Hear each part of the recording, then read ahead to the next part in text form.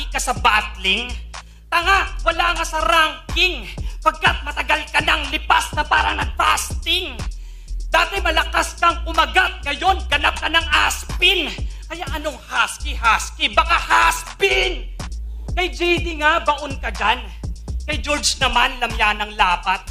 Kaya kahit pa nauna yan, sa unahan yan ay pang-apat. Pinasulat pang basurahan, tapos may maskara pang kalat.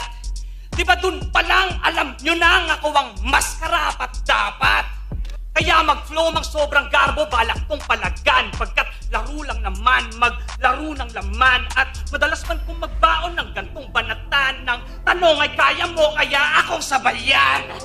Pwes di ka para sa ginto, wag kang pabida halang. Ika'y isa sa biktima ko na kapila ka lang. Oo, pilak, first runner-up. Pagkat nilayo ko na yung ating gap, pag nag-inaso, wala na fucking gap. Putang ina mo, gato mag-battle rap.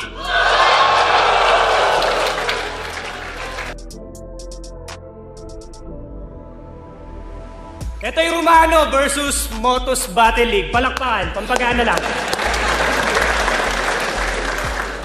Pwes pasintabi kay Paulo. May laban-laban sana tong taga-Motos. Kung nag-rematch na lang tayo, ito ba yung bata mong undefeated? Undefeated! Balita ko daw, walang talo to. Naalala ko tuloy yung amo mong si Sight, ganyan na ganyan siya nung tinalo ko. Ano, tita? Pwes isama mo si M-Sight, pakikitaan mga to. Ibang trip tong dala ko. Hindi lang Manila to Davao, pagbubuhuling ko pa kayo. Ha? Kaya sino dito mga taga-Motos, taas kamay? Taas kamay!